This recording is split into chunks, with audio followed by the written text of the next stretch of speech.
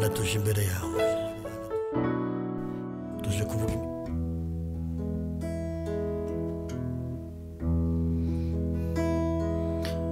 ndaguha ikaze wonkurikiye inshuti abari mu gihugu cyacu, abari ku migabane itandukanye y'isi mbahaye ikaze. Ni Harerimana Werarisi kubanga uburyo turi kumwe na Libera Pro, kandi nzi neza ko Imana iri kubana natwe. Imana nishimwe, Imana habwe icyubahiro. Reka dusenge, tuma gusenga twinjiye umwanya wo kuramya no guhimbaza, kandi ndazi ko rahabwa umugisha. Dushimiye abantu bose badukurikiye, dushimiye abantu bakora subscribe, dushimiye abantu bakora share, inshuti za gusenga rwaho muri ku migabane itandukanye y'isi.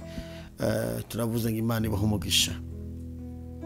Yesu aragukunda kandi Yesu akwitayeho. Mana turagushimiye imbaraga zawe, tugushimiye ubutsinzi bwawe, tugushimiye ineza yawe. Uri mwiza mwami, ushoboye byose. Senge buri muntu wese ukurikiye umwanya kugira ngo ahabwe umugisha nawe. Imbaraga z'umusaraba zimubeho, umwuka wera mugote, igitinyiro cy'Imana kimube hafi. Umubyeyi, umukobwa, umusore, umugabo, umuntu wese udukurikiye, imbaraga z'umusaraba ziganze kuri we. Kandi reke uzumva indirimbo, uzumva ijambo, ahemburwe naryo mu izina rya Yesu. Amen. Turasoma ijambo ry'Imana riri mu gitabo cy'umuhanuzi Yesaya, ibice 41 ku murongo w'10.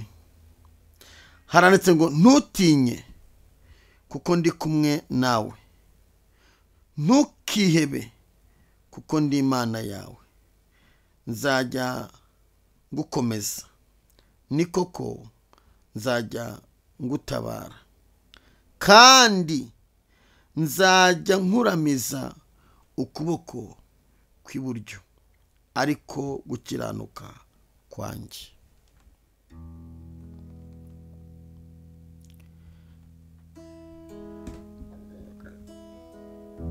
Nabonye umukunzi mwiza, nabonye umukunzi Yesu, nabonye umukunzi mwiza, yarankunze nabikwiriye. Nabonye umukunzi mwiza, nabonye umukunzi Yesu, nabonye umukunzi mwiza. Uwo mukunzi aruta bose,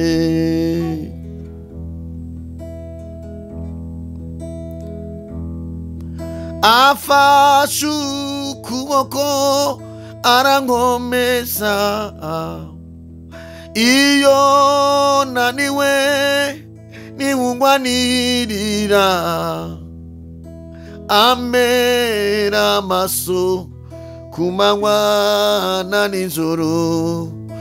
Uwo mukunzi Yesu, haleluya, ambera amaso ku manywa na nijoro.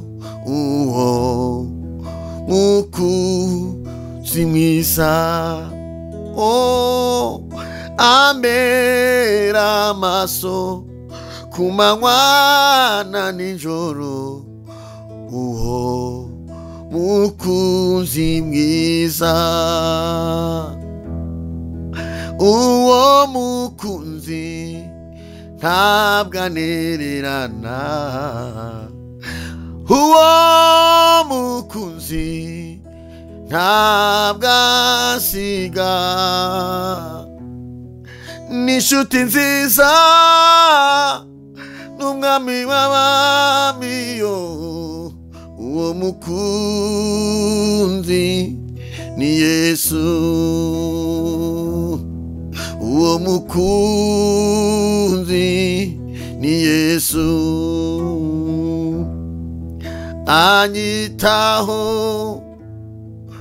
arankomeza arangwanirira iminsi yose uwo mukunzi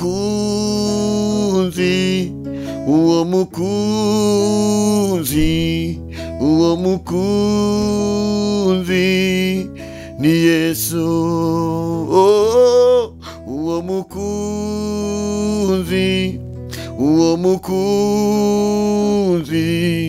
Uwo mukunzi ni Yesu.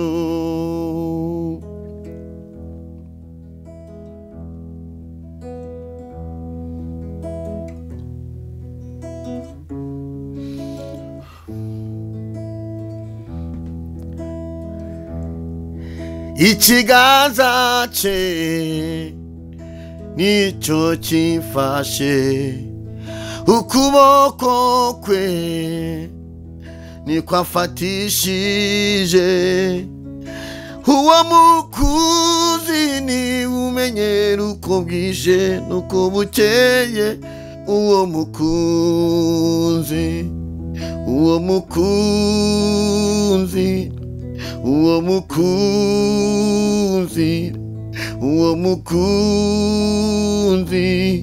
ni Yesu.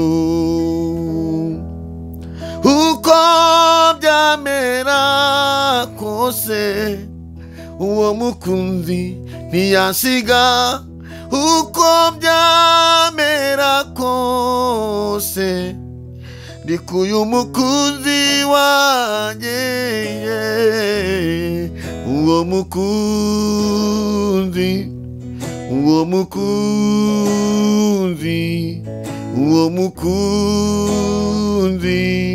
ni Yesu.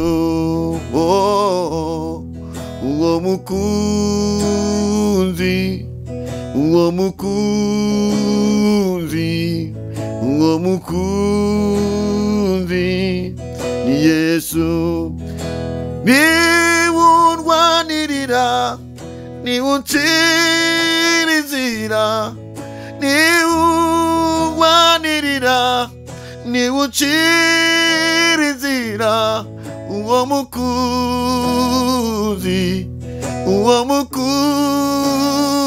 ndeshaba. Uwo mukunzi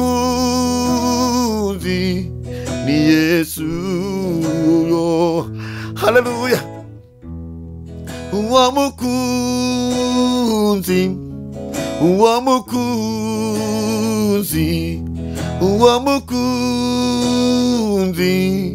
ni Yesu. Iyo bateze imitego niwe uyikuraho. Iyo ngeze mu bunyereri niwe unyundamira. Uwo mukunzi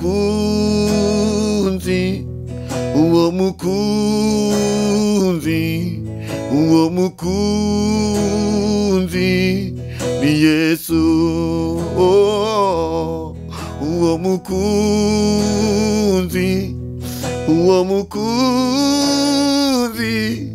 Uwo mukunzi ni Yesu.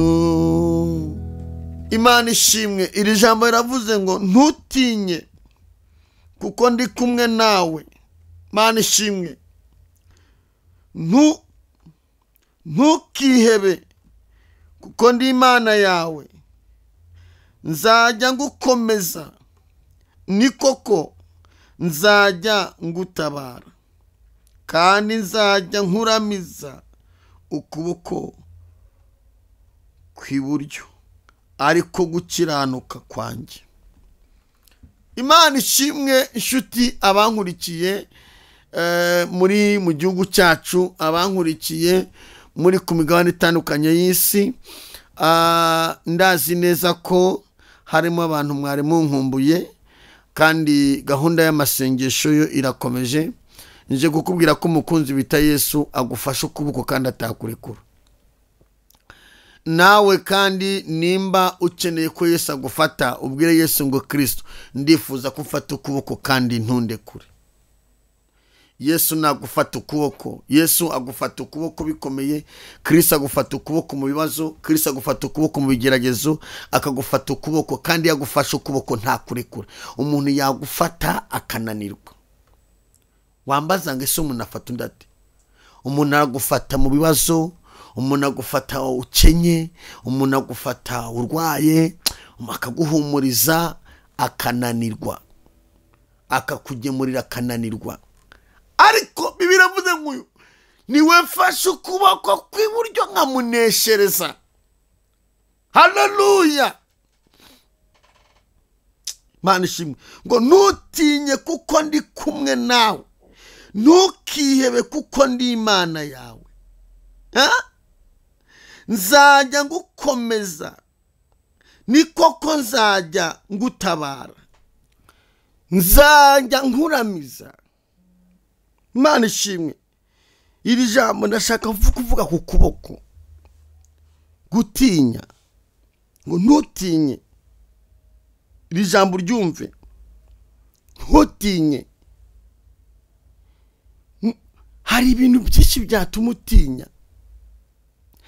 Urukuriho rwatuma utinya, ibigeragezo ufite byatuma utinya, uburwayi ufite bwatuma utinya, amadeni ufite yatuma utinya, intambara ufite zatuma utinya, agahinda ufite katuma utinya, indwara urwaye yatuma utinya, ubukene ufite bwatuma utinya,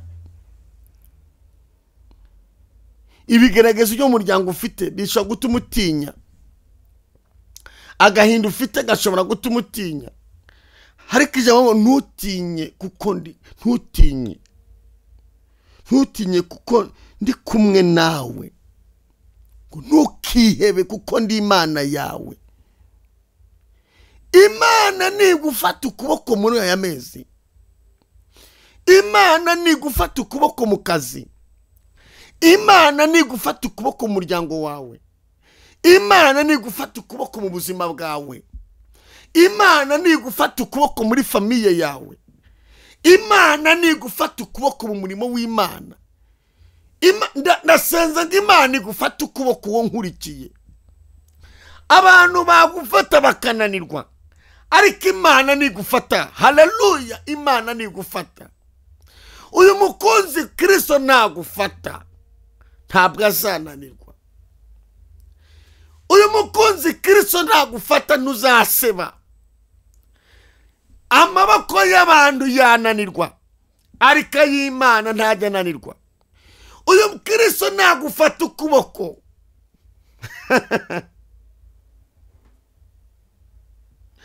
kuzaba ari ukuboko ko gukiranuka, kuzaba ari ukuboko kurimo gukiranuka. Ku murongo wa 11 haranditse ngo dore abakurakariye bose bazakorwa n'isoni bamware. Ya abagutonganya bazahinduka ubusa, ndetse bazarimbuka. 12 ngo abakugisha impaka uzabashaka ubabure, kandi abakurwanya bazahinduka ubusa babe nk'ibitariho. Haleluya. 13 kuko njyewe Uwiteka Imana yawe nzagufata ukuboko kw'iburyo nkubwire nti witinya, ndagutabaye. Kuko njyewe Uwiteka Imana nzagufata ukuboko kw'iburyo nkubwire ngo witinya. Alope faya mandala, ndagutabaye. Hari abagutonganyije bakubwira ko ibyo urimo nta shusho, bakubwira ko ntacyo uzimarira, bakubwira ko ntaho uzagera, bakubwira ko nta hazaza hawe, baragutonganya, bakugisha impaka, bakurebera mu buzima ubayemo. Ariko le faux ennemi, je kukubwira ko hari Imana igufashe ukuboko, hari Imana igufashe ukuboko, hari Imana igomba kukuneshereza. Imana ishimwe. Dufite Imana igineshereza abayizera, dufite Imana igirwanira abantu bayo. Halopa ya sikadrere bayo. Hari abakurakariye, umuntu yakurakarira akakuziza ukusa n'ukuteye, umuntu yakurakarira akakuziza akazi utuyemo, akazi urimo, umuntu yakurakarira akakuziza abo wabyaye, umuntu yakurakarira akakuziza amashuri wahize washatse, umuntu yakurakarira akakuziza karitsiye utuyemo gusa akakurakarira. Ariko humura, huzaniye ubuhanuzi muri aya masengesho. Murabizi tumaze iminsi turi ku ntego yo gusenya inyubako z'abadayimoni bubatse ku buzima bw'umuntu. Inyubako yitwa urwango narayibabwiye. Umuntu akurakara bitewe n'ubwenge Imana yaguhaye, akakurakarira icyo cyonyine, akakikuziza akarara gasinziriye. Iyo nyubako Imana yisenye ku buzima bwawe. Umuntu yakurakara agakuziza ubwenge ufite Imana yakwihereye, uko wize, uko wicaye ukiga, umuntu bikamurya. Hari ukuntu mu miryango bamwe babaho kandi no muri babirimo Imana itoranya uko ishaka. Imana ijya kwa Yesaya, hari abana bize, hari na utarize. N'uyu munsi biracyahari. Mu muryango ushobora kuvuka, ukavuka uri umwe ugakomera, abavandimwe bawe ntibakomere. Hari igihe rero aba wasize bakurwanya, bakakwanga urunuka, bakifuza kupfa kandi ntacyo mupfa, bakifuza kuruha, bakakwangira icyo Imana yagushizemo, bakakwangira icyo Imana yakugize, bakakwanga bakanakwangiza. Ariko umva ijambo ko rivuze, umva ijambo. Imana ishimwe.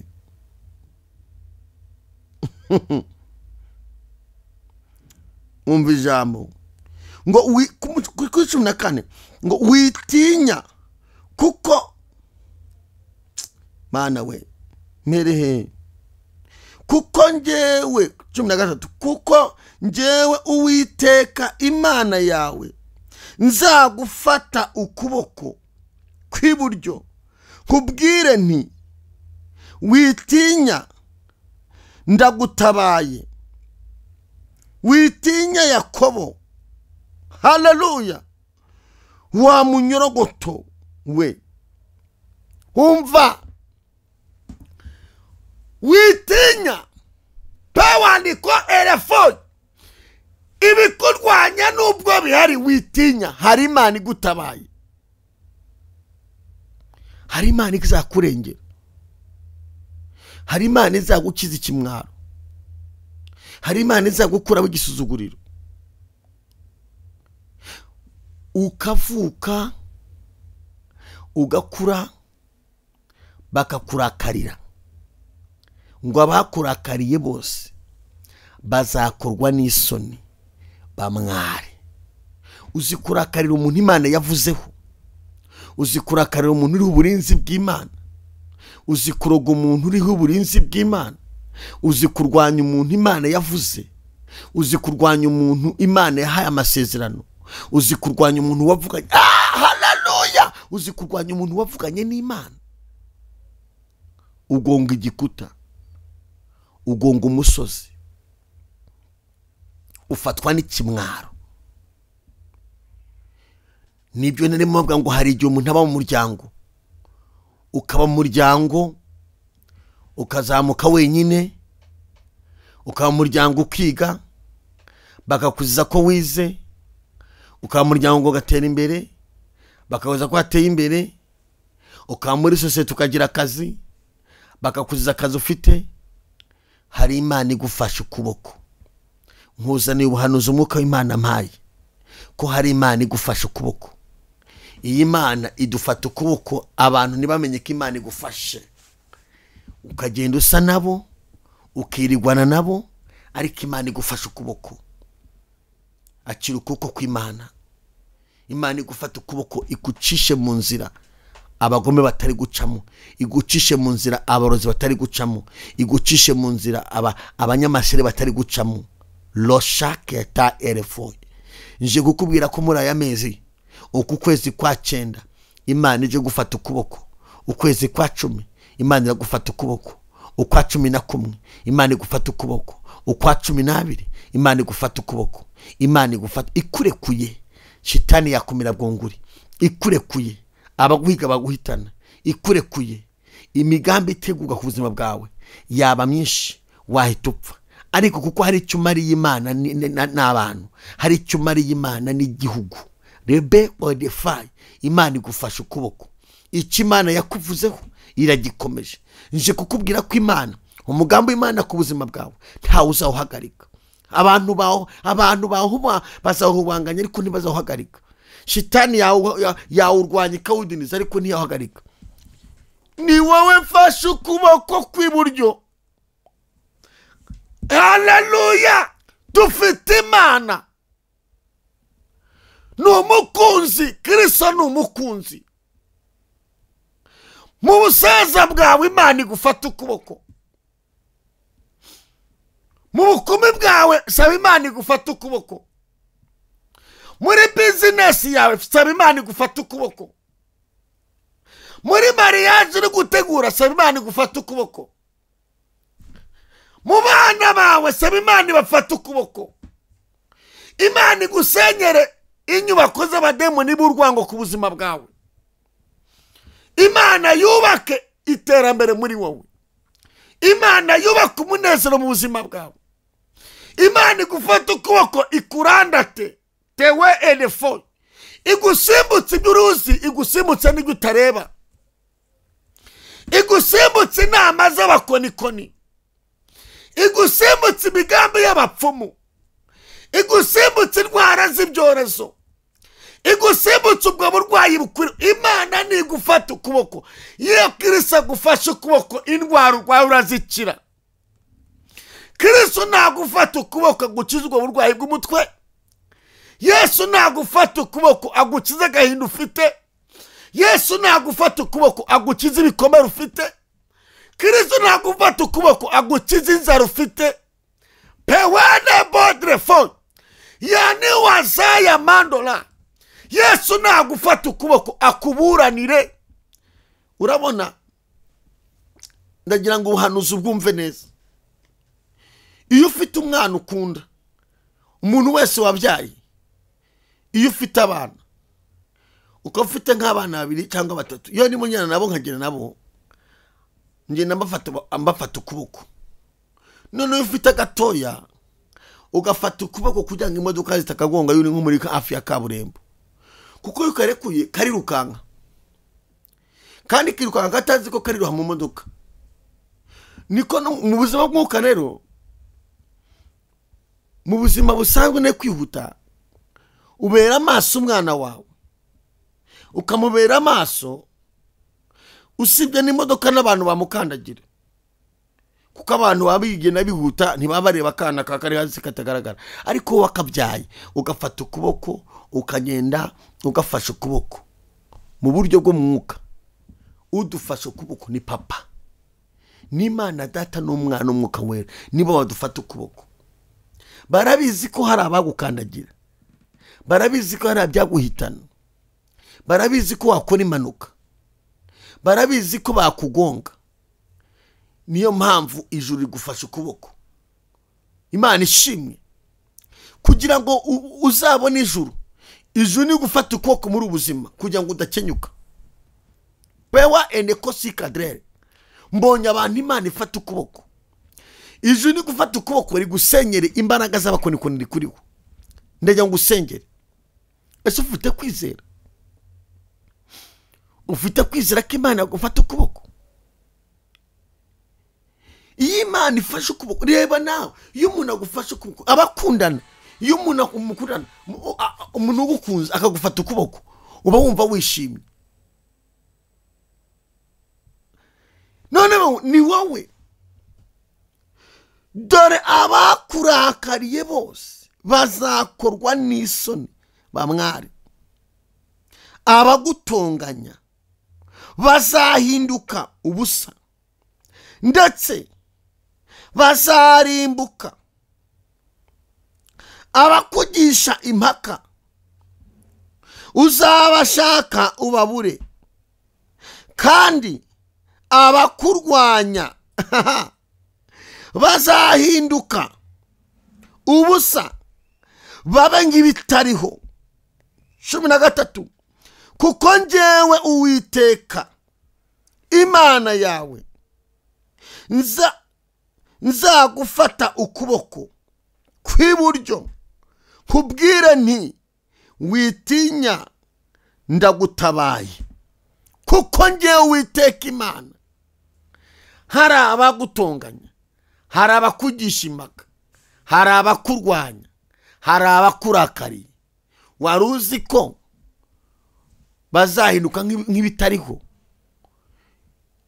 Papa gufasha ukuboko, abakurwanya ababona nkaho batariho, abagutonganya abona nkaho batariho, abakugisha impaka abona nkaho batariho. Kubera iki?